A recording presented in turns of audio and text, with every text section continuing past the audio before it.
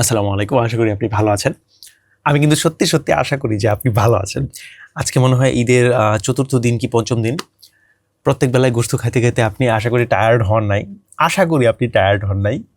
আসলে এটা খুবই জঘন্য একটা জিনিস হয়ে যায় যে প্রত্যেক বেলায় গোশত খাইতে, খাইতে টায়ার্ডনেস কাজ করে। মানে খুব ক্লান্তি এসে পড়ে। মানে রেড মিট খায়া ক্লান্তি এসে পড়ে। By the way red meat যে ব্যাপারটা বললাম অনেকে হয়তো এই জিনিসটা জানে না। আসলে আপনারা সবাই জানেন, আসলে ব্যাপারটা হচ্ছে আমিই জানতাম না এতদিন ধরে। রেড মিট আর হোয়াইট মিট এই দুইটা ক্যাটাগরি আছে। লাইক হোয়াইট মিট হচ্ছে আপনার মুরগি, তারপর কবুতর বা এই ধরনের জিনিস যাদের গোশতটা হাঁস, যাদের গোশতটা হচ্ছে সাদা। লাইক মুরগি যখন আপনি খাবেন তখন দেখবেন যে আপনি যদি মুরগির একটা টুকরা নেন, এই পিসটা ভিতর দিয়ে হচ্ছে সাদা। মশলার জন্য উপর দিয়া হলুদ থাকে, মশলা মানে হলুদ মরিচ যেটা দেন সেটা আলাদা, কিন্তু ভিতরে থাকবেন সাদা। কিন্তু গরু বা খাসি বা ওট, দুম্বা ওরাও হচ্ছে কি আপনার লাল রঙের গোশত থাকে। তো এই জন্য এটাকে রেড মিট বলে।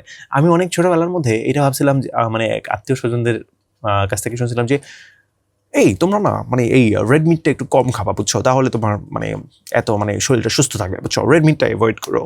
তো মানে ওনারা ছিল একটু পশ। তো আমি ভাবছিলাম রেড মিট জিনিসটা কি নিশ্চয়ই খুব মানে রেস্টুরেন্টের খুব ফ্যান্সি কোনো ডিশ হবে হয়তো, যেটাকে রেড মিট তারা বলছে। মেবি অনেক মশলা দিয়ে অনেক ভরপুর ইউনো সস টস দিয়ে খুব দারুণভাবে পরিবেশন করা কোনো খাবার হয়তো হবে। বাট পরবর্তীতে জানতে পারলাম, জাস্ট কয়েকদিন আগে আমি জানতে পারলাম যে রেড মিট বলতে আসলে এইটাকে বলা হয় যে গরু, তারপর খাসি, এই ধরনের অ্যাকচুয়াল যে লাল মাংস এটাকে বলা হয়। আর ও আচ্ছা, এই কথা বলতে বলতে আমার মাথার মধ্যে আরেকটা ভিডিওর টপিক এসে পড়ছে। এখন লিখবো না, এখন লিখলে আমি ডিস্ট্র্যাক্ট হয়ে যাব। মাংস রিলেটেড, ঠিক আছে, এটা নিয়ে আমি একটু কথা বলবো আগামী কোনো এক ভিডিওর মধ্যে। আচ্ছা, আজকে ভিডিওর টপিকটা ছিল হচ্ছে হ্যাঁ, গোশত খাইতে খাইতে কাহিল। এখন আমার নিজস্ব এক্সপিরিয়েন্সটা বলি। প্রত্যেক কোরবানির মধ্যে আমার যেটা হয় যে আপনাদের মতোই, আপনারা যেমন কাহিল হয়ে যান গোশত খাইতে খাইতে, আমিও কাহিল হয়ে যাই। মানে এটার মধ্যে কোনো ব্যতিক্রম নাই, আমরা সবাই একই গোয়ালের গরু। তো আমি এই বছরে একটা ব্যতিক্রম জিনিস করছি।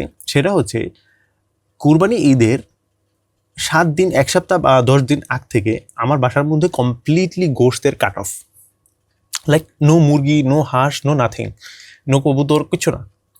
কবুতর এমনভাবে বলতেছে যেমন প্রত্যেক মানে নিয়মিত কবুতর খাই। আমরা কবুতর খাই না ভাই, জাস্ট ওই ফার্মের মুরগি। তো মানে এই 7 দিন বা 10 দিন আমরা জাস্ট ওই সবজি টবজি খেয়েছি, ঠিক আছে, লাইক যত ধরনের সবজি টবজি খাওয়া যায়। এবং ওই যে থাকে না ওই হাসু আপা যে একটা বলছিল আমাদেরকে, লাইক ওই যে কাঁঠালের গোশত, মানে কাঁঠালের বার্গার বা কাঁঠালের গোশত বা এই ধরনের যে জিনিসটা কাঁঠাল গোশতের মতো খাইতে লাগে। তো এই জিনিসটা আমরা প্রথমবার ট্রাই করছি।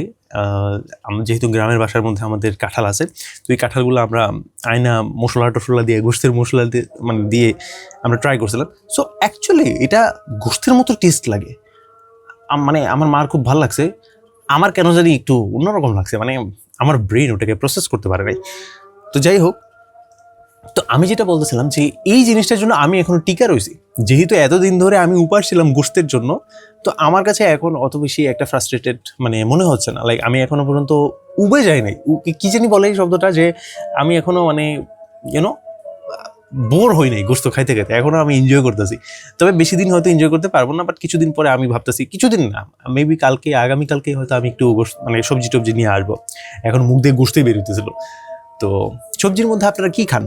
লাইক আমাদের ফ্যামিলির মধ্যে আমরা সাধারণত ঢেঁড়স, করলা, তারপর এটা হচ্ছে মেইন দুইটা সবজি, ঠিক আছে, থাকে না এই ক্লাসের মধ্যে প্রথম ক্যাপ্টেন, দ্বিতীয় ক্যাপ্টেন। তো এটা হচ্ছে ঢেঁড়স, করলা, এটা হচ্ছে 2 ক্যাপ্টেন, ঠিক আছে। এর পরবর্তীতে আমরা লাউ মাঝে মধ্যে খাওয়ার চেষ্টা করি। তার সাথে আছে আলু, তো হচ্ছে গিয়া সব জায়গাতে তো থাকবেই। এর সাথে আর কি খাই?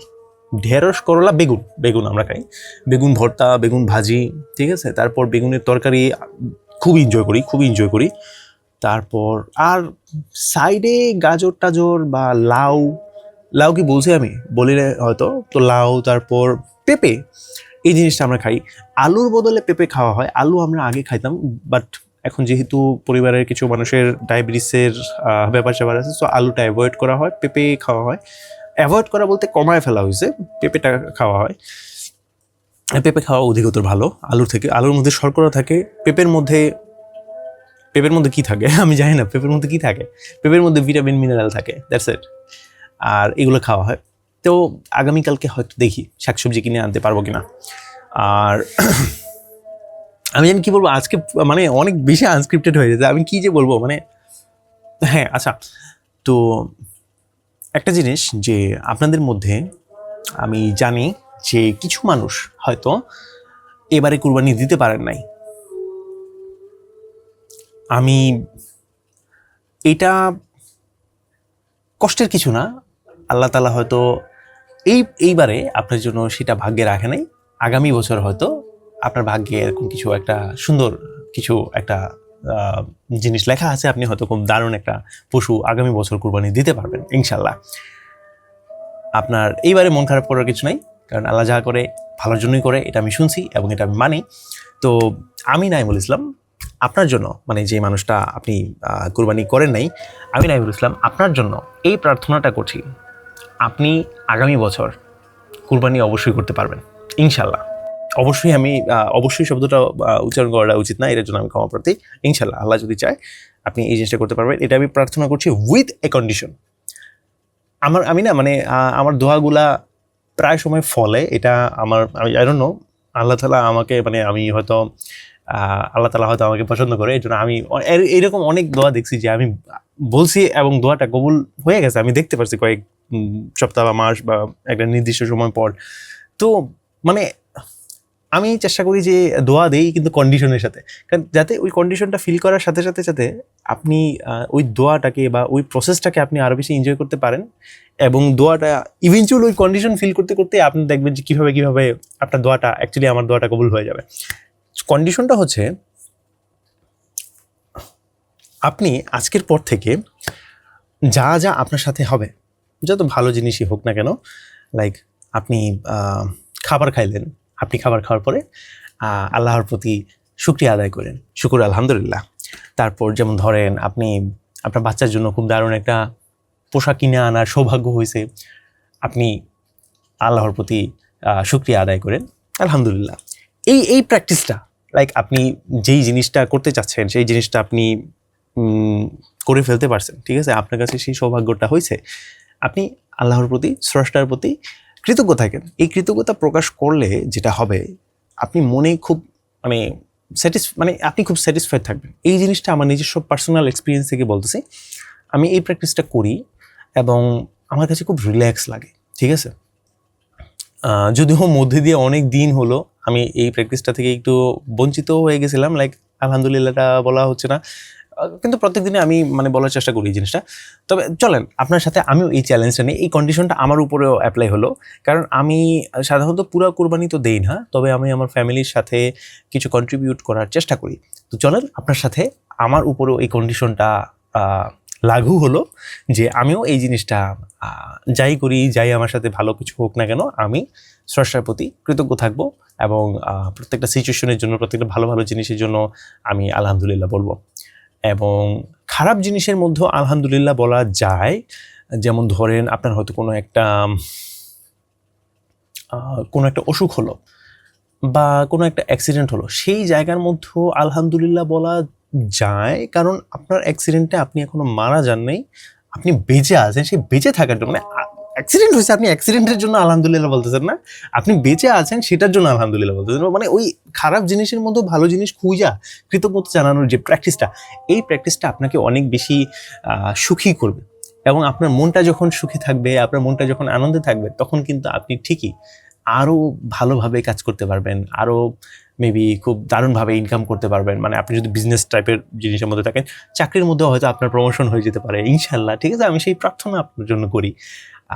আপনি ভালো থাকবেন, এবং আজকে হচ্ছে 2026 সাল, 2027 সালের, আপনি যদি 2027 সালে এই ভিডিওটা দেখে থাকেন এবং ততদিন পর্যন্ত যদি আপনি এই প্র্যাকটিসটা করেন, আপনি কমেন্টের মধ্যে জানাবেন যে আপনি কি কুরবানি দিতে এলিজিবল হয়েছেন কি না। আমার মনে হয় যে আপনি যদি এই প্র্যাকটিসটা করেন, আমার এই কন্ডিশনটা ফুলফিল করেন, যেহেতু আমি আপনাকে প্রার্থনা করছি, যদি এই কন্ডিশনটা ফুলফিল করেন, আপনি অবশ্যই অবশ্যই অবশ্যই বলাটা উচিত হচ্ছে না, ইনশাল্লাহ আল্লাহ যদি চায় আপনি অবশ্যই কুরবানি দিতে পারবেন। আবার বলতেছি, মানে আমি না খুব আশাবাদী একটা মানুষ, কিন্তু অবশ্যই বলাটা মনে হয় উচিত হয় না, বাট আপনি কুরবানি দিতে পারবেন ইনশাল্লাহ। ওকে, আজকের মতো এই পর্যন্তই। আজকেও ড্রয়িং করা হয় নাই, আমি প্রত্যেক দিন আসলে প্রত্যেক ভিডিও লাস্টে আমার আঁকা কিছু ড্রয়িং দেখাই, সেই ড্রয়িংটা এখনও করা হয় নাই, বাট এডিট করে আমি ওই জিনিসটা আপনাকে দেখাই দেবো। আজকের মতো এই পর্যন্ত, আশা করি সবাই ভালো থাকবেন অ্যান্ড সৃষ্টিকর্তার উপর কৃতজ্ঞ থাকবেন প্লিজ।